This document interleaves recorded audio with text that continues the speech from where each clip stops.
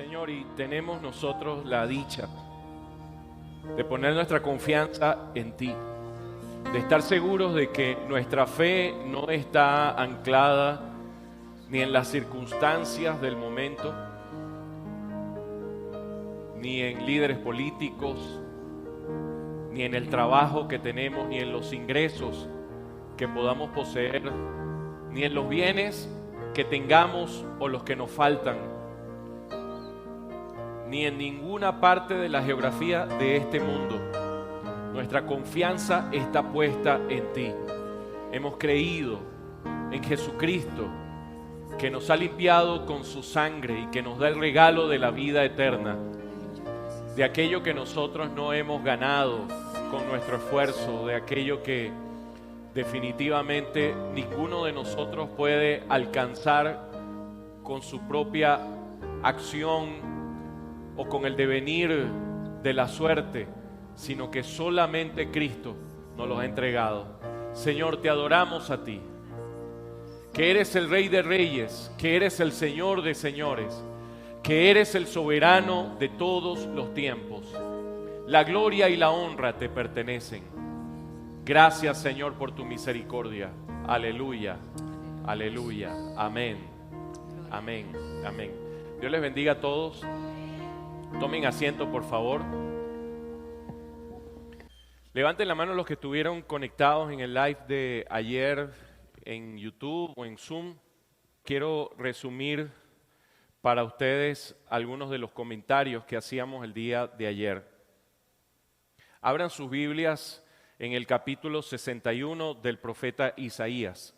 Cuando vean el capítulo 61 de Isaías, ténganlo abierto para que puedan seguir la lectura que estamos haciendo. Nosotros hemos tenido, por supuesto, la lectura clásica de ese pasaje de la palabra del Señor. Recuerden que este fue el momento en que luego va Jesús a leer el profeta Isaías en una sinagoga y va a decir que todo eso que está ahí se está cumpliendo en él. Y Jesús va a leer el texto bíblico identificándose como el realizador de ese sentido de libertad, de ese sentido de plenitud que solamente podía cumplir el Mesías. Y él va a leer hasta donde dice el año agradable del Señor, hablando entonces de una era, de una época a partir de la cual las promesas de Dios empiezan a cumplirse. No necesariamente porque hay una transformación de las circunstancias externas, sino porque comienza a haber una transformación en el corazón de las personas. El reino de Dios, antes de manifestarse públicamente, comienza a manifestarse en el corazón. La maldad también. La maldad se va gestando en el corazón. Es una condición que subyace en la vida de los seres humanos. Es como cuando usted ve un mueble y el mueble se ve espectacular por fuera, pero por dentro ha sido carcomido por la polilla. Entonces, el mueble se ve íntegro, pero cuando lo tocas, entonces puede derrumbarse, se puede deshacer. ¿Por qué? Porque los males comienzan a ocurrir primero dentro y luego se exteriorizan. Así es el reino de Dios. Cuando hablamos en sentido positivo, las cosas que comienzan a suceder para nuestro bien, pero también la maldad es así. ¿Cómo nosotros en nuestra nación llegamos a tener las realidades que tenemos en la actualidad? Es una gran maldad que se va gestando por dentro. Es una maldad que existe o preexiste digamos antes del año 99. Antes de eso ya se estaban generando las condiciones culturales en el intelecto de las personas, los conceptos que pronto comienzan a exteriorizarse. Hay personas que creen que la riqueza se encuentra en lo que uno tiene. No, la riqueza primero, como la pobreza también, la maldad como el bien, pueden estar dentro de nosotros, en nuestros conceptos, en nuestra manera de pensar, y luego se van a exteriorizar. Una persona que ha vivido en una condición deplorable permanentemente y esa persona de pronto obtiene una fortuna porque se ganó la lotería o porque le regalaron una gran cantidad de plata, adquirió una herencia insospechada. Pronto eso se va a diluir. ¿Por qué? Porque las condiciones que le han generado, la condición en que vive, la realidad en que vive, están dentro. Hay personas que les han regalado un apartamento en un buen lugar. Vienen de haber vivido en una condición precaria. Y de pronto, el apartamento muy bonito se convierte en lo mismo que tenía antes. Y empiezas a ver el desorden y empiezas a ver todas las mismas cosas porque el desorden primero está por dentro y luego se exterioriza. Como también tú puedes entrar a la casa de una persona que vive con mucha precariedad, pero en medio de la precariedad la persona se ha ocupado de generar dignidad en ese espacio. Quiere decir que aunque las condiciones externas son de una forma, la condición interna va a ir determinando las realidades posteriores. Entonces, usted puede ir, por ejemplo, en vías, yo recuerdo el caso de la vía de Barinas hacia Mérida. Y uno va subiendo toda aquella montaña y vas viendo casitas muy pobres. Pero las personas entienden el hermoso juicio estético que tiene la naturaleza y han puesto flores y han puesto cosas en el entorno y esto genera un encanto extraordinario donde en medio de la precariedad que pueda haber, las cosas se embellecen en el entorno. Entonces, cuando les hablo de esto, el reino de Dios ha llegado a ustedes. Habla de eso que el Señor ha sembrado en el corazón de las personas. Y eso que se ha sembrado en el corazón de las personas es como una semilla. La Biblia habla de la semilla de mostaza. Es una semilla muy pequeña, pero que luego genera un árbol muy grande. Es el principio de la vida que posteriormente comienza a emerger. Y está allí y hay que cuidarlo y hay que fortalecerlo. Cuando Jesús le dice a la gente que el reino de Dios se ha acercado, cuando Jesús le dice a la gente que el Espíritu del Señor está sobre él y comienza entonces a leer esa profecía mesiánica como algo que se ha cumplido, la gente dice, pero ¿cómo puede ser que se esté cumpliendo esto si nosotros todavía seguimos bajo el yugo de los romanos?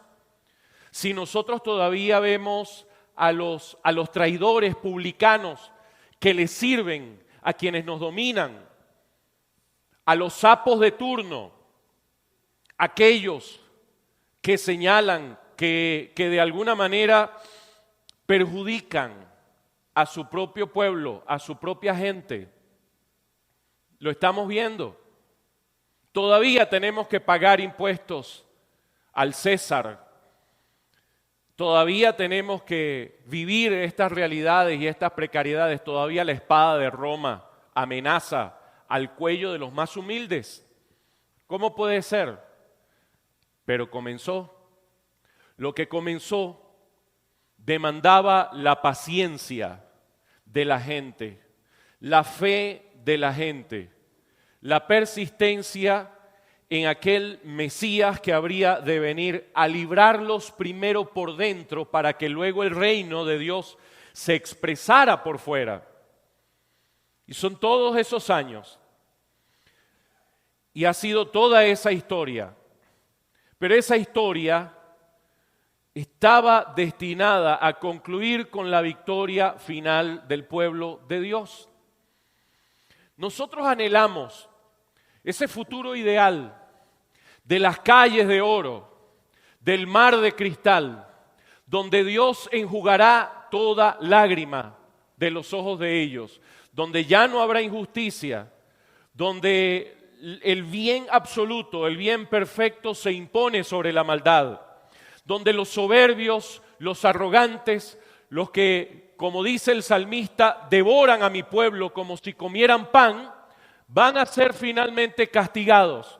Donde la justicia perfecta llega y uno dice, yo no lo veo en la actualidad. Lo que veo es un mundo confundido donde una nación muy fuerte pretende tragarse a una más pequeña, donde los violentos hacen de las suyas, donde la maldad parece imponerse, donde ideologías absurdas que desdicen de la naturaleza, que desdicen del bien más elemental, parecieran publicitarse.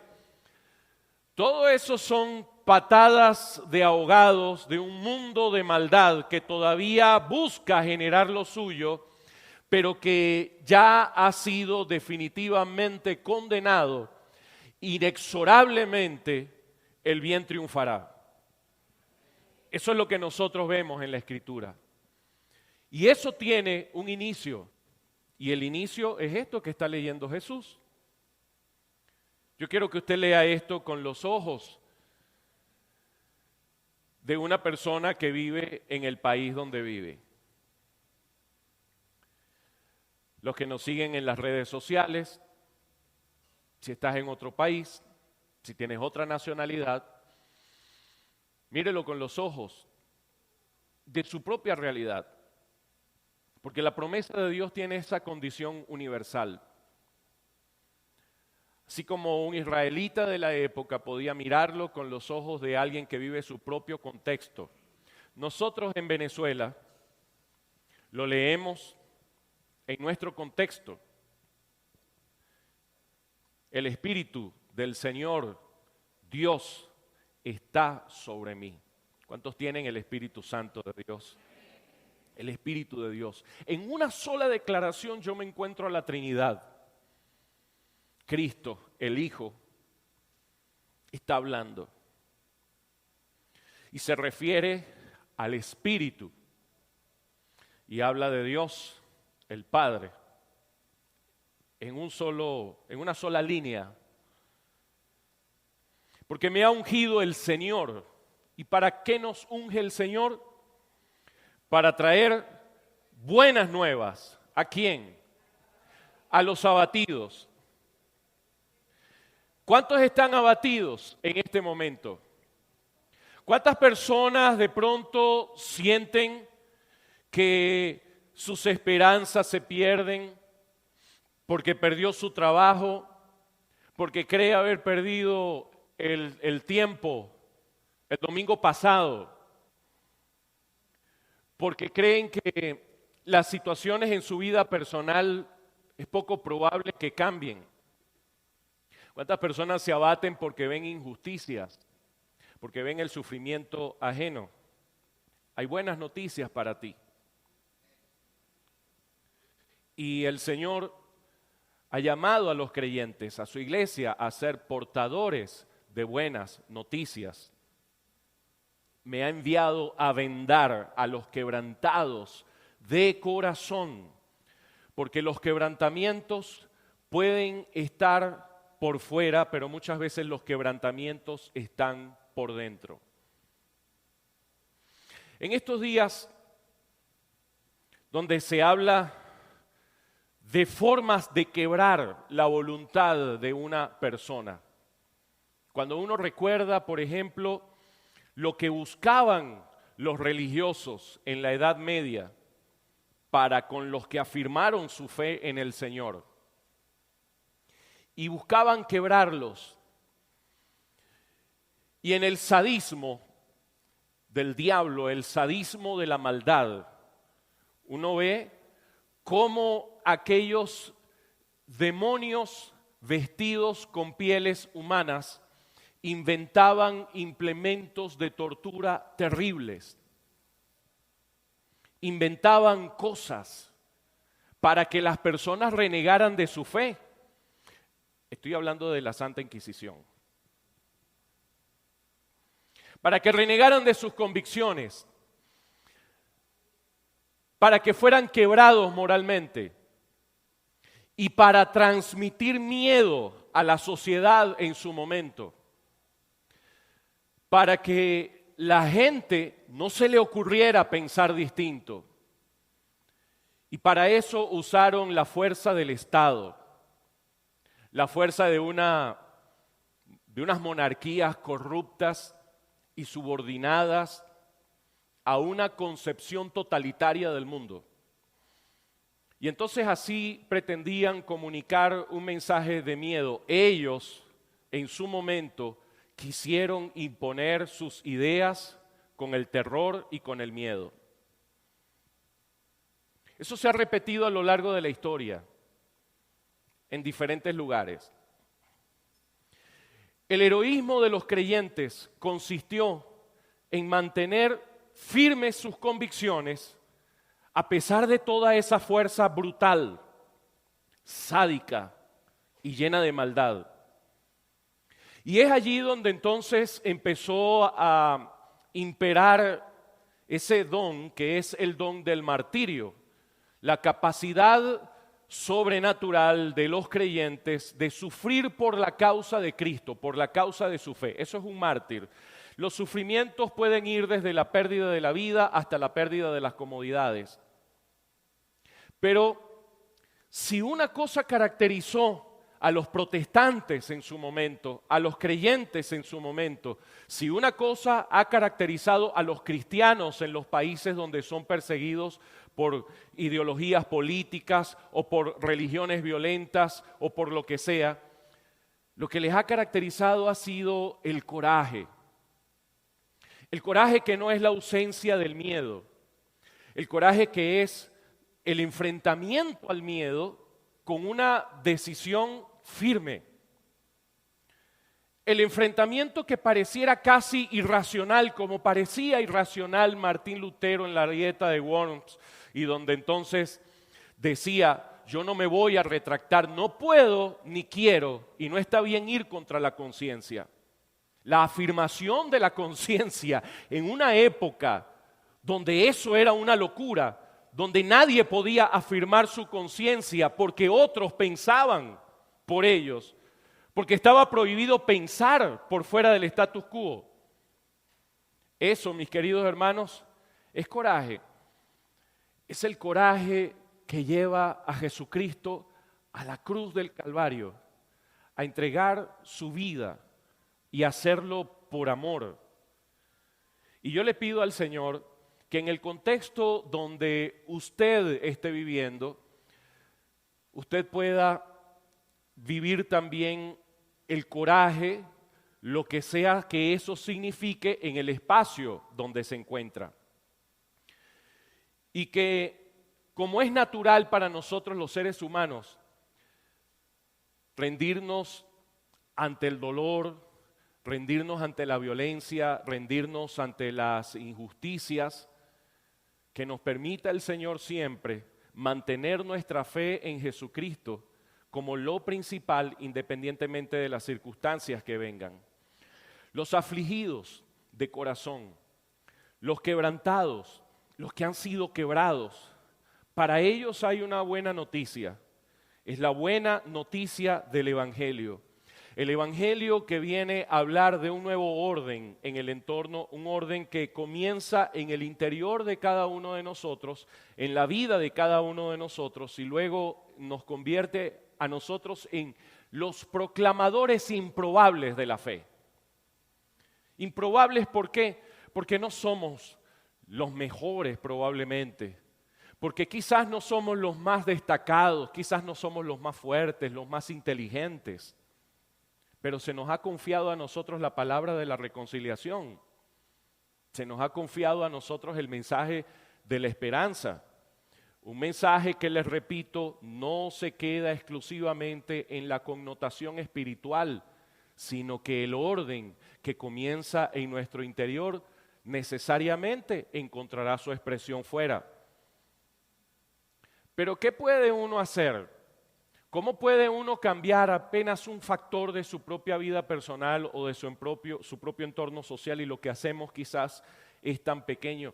Pero estamos, no me gusta usar la expresión, pero es la que viene a mi cabeza, estamos condenados a hacerlo porque estamos condenados a ser lo que somos. A ver, cada quien responde a su naturaleza. Si usted tiene un escorpión, la naturaleza del escorpión va a decir que él tiene que clavar su ponzoña en el lugar donde está. La naturaleza de los creyentes es vivir la bienaventuranza feliz y hacerlo con decisión y asumir que son bienaventurados los que tienen hambre y sed de justicia y a entender la promesa de que ellos serán saciados. No sé cuándo, pero serán saciados. La naturaleza del creyente es creer. La naturaleza del creyente es la esperanza. Y si esa es nuestra naturaleza, entonces nosotros no tenemos una opción diferente que responder a una naturaleza que nos ha dado Dios. Y es una naturaleza que implica el promover la paz, el promover la esperanza, el promover la vida y la vida en Cristo. Decir la verdad. Asumir que esa verdad es finalmente lo que hace libres a las personas. Por eso el Espíritu del Señor está sobre nosotros. Somos naturalmente comunicadores y comunicadores de una buena noticia. Nos ha enviado a proclamar libertad a los cautivos. Y este es el contexto del pueblo que escuchaba estas palabras. Afligidos, quebrantados, es decir, golpeados y encarcelados. A ellos, a los que son prisioneros, dice liberación a los prisioneros, y estoy solamente en el verso 1. A estos, al prisionero, al cautivo, al enfermo, al quebrantado, se le ha entregado entonces esta promesa de libertad, de sanidad, de liberación. Cuando nosotros pensamos en liberación, muchas veces estamos pensando en una cosa exclusivamente emocional. Eso es un error. Estamos nosotros quizás en el otro extremo de donde estuvieron los judíos que escuchaban estas palabras, porque cuando los judíos escuchaban estas palabras, dijeron, ya llegó el Mesías.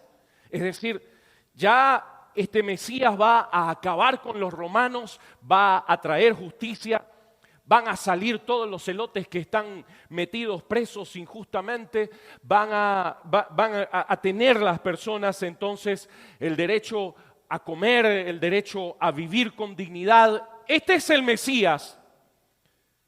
Y algunos no entendían y decían, el Mesías que viene en un burrito montado o algo por el estilo, no viene en un caballo con un gran ejército, y no lo podían entender porque ellos estaban en el otro extremo. Ellos solamente tenían una lectura política de este pasaje de las Escrituras. El extremo opuesto es el extremo de aquellos que solo espiritualizan este texto. Y hay que tomar en consideración ambas cosas, porque ambas cosas son realizables. Recuerden, el reino de Dios se establece en el corazón y tiene una consecuencia externa.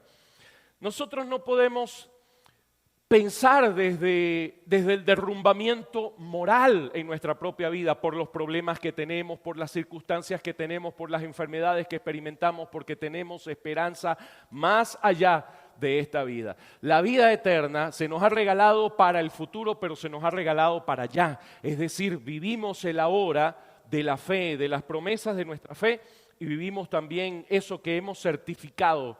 Después la fe, la certeza, el certificado de lo que se espera, la convicción de lo que no se ve. Y nosotros lo asumimos. Y lo asumimos en las circunstancias que tengamos. Nuestra manera de creer muchas veces va a contracorriente de las circunstancias que tenemos. Es como Jesús, que está en medio de la tempestad y duerme. ¿Cómo puede dormir si está en medio de la tempestad? Es como los discípulos que están metidos en una cárcel y están cantando al Señor. No es natural que los que están metidos en una cárcel, que los que acaban de ser torturados, estén cantando como si estuvieran alegres. Pero es que están viendo las cosas que no se ven. Están perseverando en la fe. Nuestra fe, mis queridos hermanos, no depende de las circunstancias de nuestro entorno. Nuestros Mesías no son ni los líderes deportivos, ni los líderes políticos, ni los líderes religiosos. Nuestro Mesías es Jesucristo y nosotros hemos puesto nuestra confianza en Jesucristo. Jeremías capítulo 17 dice: maldito el hombre que confía en el hombre y que pone carne por su brazo. Pero también Jeremías 17:7, y léalo usted en su casa. Pero hay esta invitación decidida a tener nuestra confianza en el Señor. Estos tienen una confianza, aquellos tienen otra confianza. Nosotros confiaremos en el nombre del Señor. Del nombre del Señor haremos memoria. Eso es lo que enseña la palabra de Dios. Finalmente, tenemos esta invitación a proclamar el año favorable del Señor. El año favorable del Señor. No pareciera que hay grandes favores, pero es el año favorable del Señor. ¿Y saben qué? El día de la justicia es un día que llegará. En algún momento llega. El día de la venganza del Dios nuestro. Para consolar a todos los que lloran. Para conceder que a los que lloran en Sión se les dé una diadema en vez de ceniza, aceite de alegría en vez de luto, manto de alabanza en vez de espíritu abatido, para que sean llamados robles de justicia, plantío del Señor, para que Él sea glorificado. Y entonces reedificarán las ruinas antiguas, levantarán los lugares devastados de antaño, restaurarán las ciudades arruinadas, los lugares devastados de mucho tiempo, de muchas generaciones. Se presentarán extraños y apacentarán los rebaños de ustedes, e hijos de extranjeros serán sus labradores y sus viñadores, y ustedes serán llamados sacerdotes del Señor, ministros de nuestro Dios se les llamará, comerán las riquezas de las naciones y en su gloria se jactarán. En vez de vergüenza tendrán doble porción, y en vez de humillación ellos gritarán de júbilo por su herencia. Por tanto, poseerán el doble de su tierra y tendrán alegría eterna, porque yo, el Señor, amo el derecho. Diga conmigo: Dios ama el derecho. Y dice: y odio el robo. Dios odia el robo. Fielmente les daré su recompensa y haré con ellos un pacto eterno. Entonces su descendencia será conocida entre las naciones, sus vástagos en medio de los pueblos. Todos los que vean lo reconocerán, porque son la simiente que el Señor ha bendecido. En gran manera me gozaré en el Señor, mi alma se regocijará en mi Dios, porque Él me ha vestido de ropas de salvación.